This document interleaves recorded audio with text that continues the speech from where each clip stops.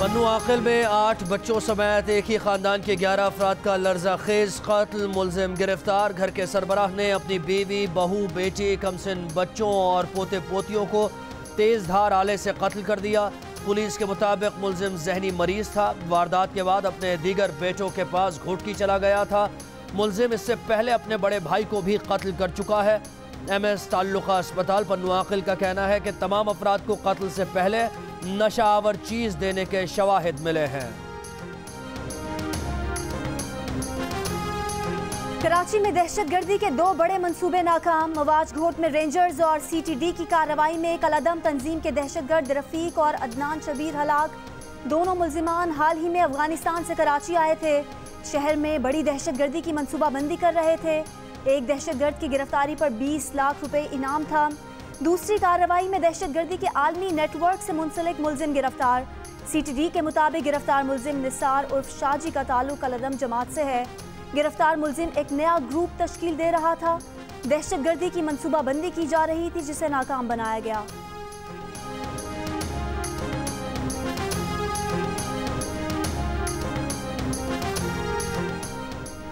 Lahore railway station से गिरफ्तार दहशतगर्द का हदफ पुलिस लाइन्स में धमाका करना था। मुलजिम लियाकत के मुताबिक धमाका करने का हुक्म कल आदम जमात के अमीर ने दिया था।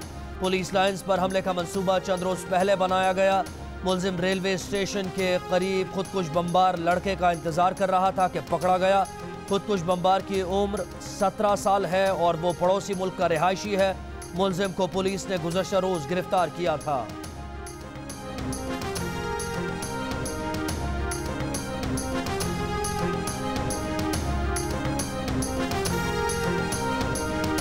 सिंध और विफाक की कराची के मामले पर एक और बैठक।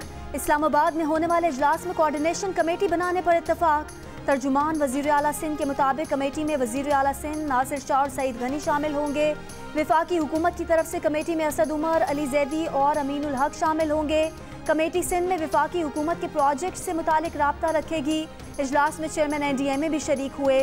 इजलास से कबल वज़ीर आला सिंध की विफाकी वज़ीर असद उमर से मुलाकात।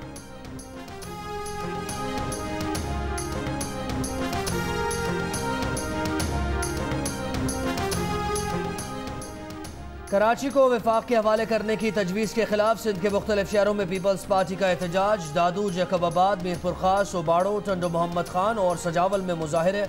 कश्मीर हाईवे पर धरना। एहतजाज में पीपल्स पार्टी की मकामी क़यादत और कारकुनों की शिरकत।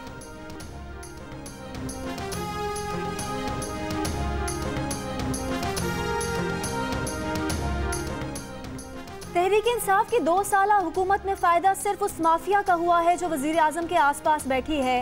हुकूमत ने तेल दरियाफ्त करने का वादा करके अवाम का तेल निकाल दिया। तर्जुमान सिंध हुकूमत मुर्तज़ा वहाब की न्यूज़ कॉन्फ्रेंस। कराची से मुतालिक सवाल पर मुर्तज़ा वहाब ने कहा कि नाले साफ़ करने का काम NDMA ने खुद काम नहीं किया, FWO के ज़रिए कराया है और FWO ने भी काम ठेकेदारों को दिया है। ये भी बहुत अहम है कि उन्हें अदायगियाँ कितनी की गई हैं।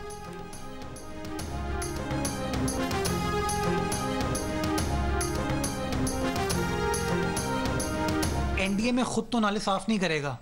NDMA ने काम दिया FWO को और FWO ने फिर वो कॉन्ट्रैक्टर्स पकड़े और काम कराया। तो ये समझने की ज़रूरत है कि NDMA खुद तो ये चीज़ नहीं कर रही ना। और ये बड़ी इंपॉर्टेंट चीज़ है राना साहब, ये कि किन रेट के ऊपर पेमेंट की गई है, ज़रा बहुत इंपॉर्टेंट चीज़ है। वफाकी वज़ीर शिबली फराज का कहना है कि जितनी भी अच्छी खबरें आ रही हैं अपोजिशन के लिए बुरी खबरें हैं। अपोजिशन मायूसी और अफरा तफरी फैलाने का काम कर रही है। 2 साला कारकर्दगी पर ब्रीफिंग में वफाकी वज़ीर फवाद चौधरी ने कहा, इमरान खान ने करप्शन ख़त्म की। इमरान खान ना खाता है और ना खाने देता है। यहाँ बैठे वज़रा पर करप्शन का कोई दाग नहीं। मुराद सईद ने कहा कि वजारत मवासलात में 12 अरब 56 करोड़ की रिकवरी की गई।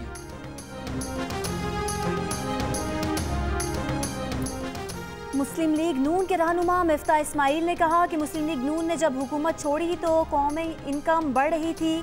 तहरीक इंसाफ ने पहले ही साल कौमी इनकम को कम किया और इस साल तो मनफी कर दिया। इनकी नाकामियों से हमारी कामयाबियां नजर आ रही हैं। मरियम औरंगजेब ने कहा कि इमरान साहब मीडिया पर ढोल बजाने से 2 साल की मनफी कारकर्दगी मुस्बत नहीं हो जाएगी।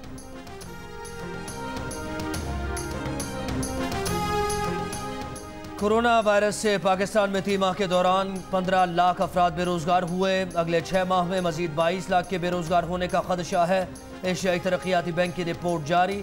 रिपोर्ट के मुताबिक एशिया पैसिफिक रीजन के ममालिक कोरोना से बुरी तरह मुतासर हुए। तकरीबन 1.5 करोड़ अफराद बेरोजगार हुए।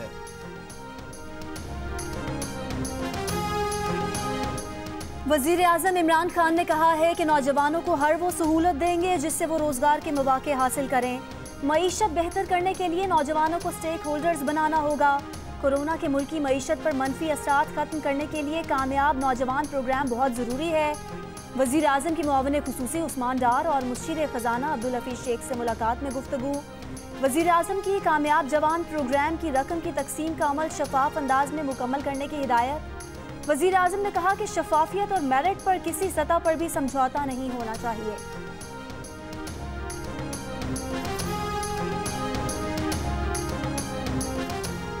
मुल्क के 50% अवाम ने बेरोजगारी को सबसे अहम मसला करार दिया। पल्स कंसल्टेंट के सर्वे में 21% अफराद ने महंगाई और 17% ने करप्शन को पाकिस्तान के अहम मसाइल में शुमार किया।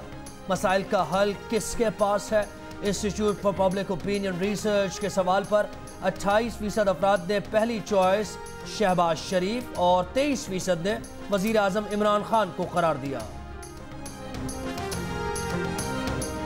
लापता अफराद के कमीशन के सरबराह जस्टिस रिटायर्ड जावेद इकबाल की जबरी गुमशुदगी पर सेनेट इंसानी हुकूक कमेटी के 21 अगस्त के इजलास में शिरकत से माजरत। कहा 1-2 दिन में आंखों के ऑपरेशन का इम्कान है। 21 अगस्त के इजलास को मुलतवी किया जाए। चेयरमैन कमेटी मुस्तफ़ा नवाज खोकर ने कहा जावेद इकबाल के सेहत याब होने पर इजलास दोबारा बुलाया जाएगा।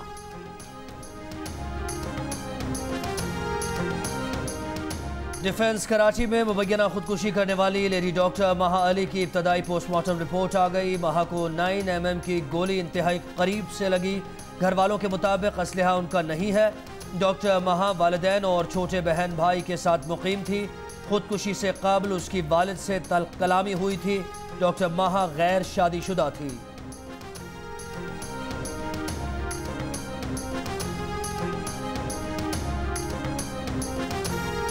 सिंध हाई कोर्ट ने कींझर झील वाक़े में डिप्टी कमिश्नर ठट्टा और SSP को 27 अगस्त को ज़ाती हैसियत में तलब कर लिया। अदालत ने कहा कि जब हादसा होता है तो नोटिस लिया जाता है। वकील सिंध हुकूमत ने कहा कि हादसे में जाँ बहक अफराद का हमें भी अफसोस है। अदालत का इजहार बरहमी। कहा अफसोस से क्या होता है, झील पर हुकूमत को हिफाजती इंतजाम करने चाहिए थे। ज़िला इंतजामिया की गफलत से कितने लोग मौत के मुंह में चले गए। अदालत ने झील में चलने वाली कश्तियों से मुताल्लिक SOPs और तहकीकाती रिपोर्ट तलब कर ली।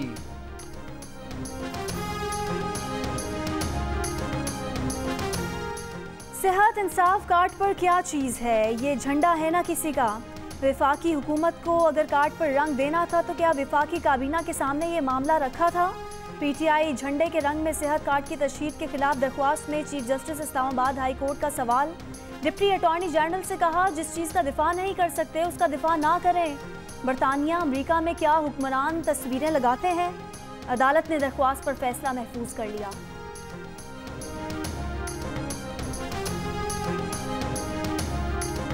वज़ीर आज़म इमरान खान का कहना है कि अशराफिया हुकूमत गिराने की कोशिश कर रही है। ऑपोजिशन चाहती है कि नैब का इदारा ही ख़त्म हो जाए। ऑपोजिशन का मकसद उन्हें ब्लैकमेल करना है। ये जितना मर्जी ब्लैकमेल करें, जब तक कानून के ताबे नहीं होंगे इन्हें नहीं छोड़ेंगे। कहा कराची के हालात बहुत बुरे हैं। विफाक मुदाखलत करे तो सिंध हुकूमत शोर मचाती है। कराची से मुतालिक अहम फैसले करने वाले हैं। कहा कि शुगर मिल्स शरीफों और जरदारियों की हैं, वो शुगर माफिया का मुकाबला करेंगे।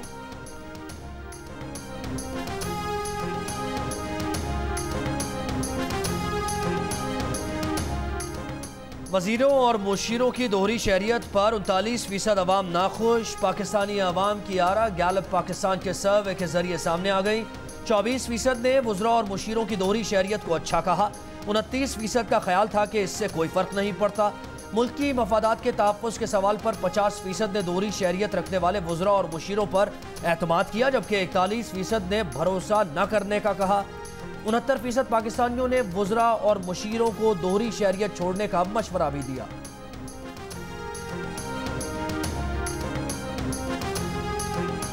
सिंध हुकूमत का कराची में नालों पर कायम तजावुजात खत्म करने का फैसला। वजीर बल्दियात सिंध नासिर हुसैन शाह की ज़ेर सदारत इजलास में NDMA और मुताल्लिका इदारों के अफसरान की भी शिरकत। नासिर हुसैन कहते हैं सुप्रीम कोर्ट की रिपोर्ट की वजह से उनका काम आसान हो गया। कार्रवाई के दौरान किसी के साथ ज्यादती नहीं होने देंगे। अवाम को रिलीफ देने में जो इदारा या शख्स हाथ बटाएगा उसे खुश आमदीद कहेंगे।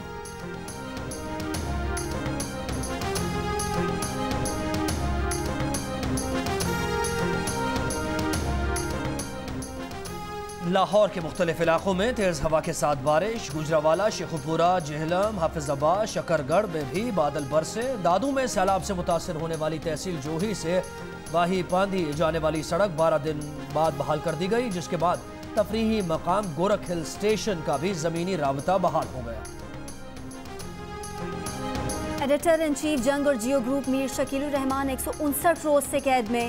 मीर शकीलुर रहमान की गिरफ्तारी रोजनामा जंग, द न्यूज़ और जियो TV बंद करने की कोशिशों के खिलाफ मुख्तलिफ शहरों में एहतजाज का सिलसिला जारी।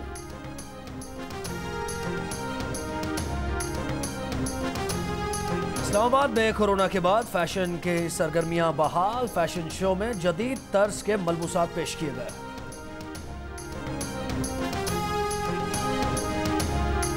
और लोक गुलकार अताउल्ला खान ईसा खेल भी 69 बरस के हो गए। उनकी गायकी के मद्दाह दुनिया भर में मौजूद।